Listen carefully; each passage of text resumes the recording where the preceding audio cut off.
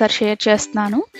ఇది డ్రైనెక్స్ అని చెప్పేసి షింక్‌లో మనకి వాటర్ అనేవి క్లాగ్ అవుతూ ఉంటాయి కదా! సో, అలా అవ్వకుండా అప్పుడప్పుడు ఇలా వేసేసుకొని, ఇది ఒక ప్యాకెట్ మొత్తం ఇలా వేసుకొని దీంట్లోకి 1 కప్ నార్మల్ వాటర్ యాడ్ చేసేసుకొని ఒక 30 మినిట్స్ అలా వదిలేసి తర్వాత హాట్ వాటర్ వేసుకుంటే షింక్ అనేది క్లీన్ అయిపోతుందనమాట. అంటే ఇందులో లైక్ ఏమైనా ఫుడ్ పార్టికల్స్ కానివ్వండి, హెయిర్ ఇలాంటివి ఉంటాయి కదా!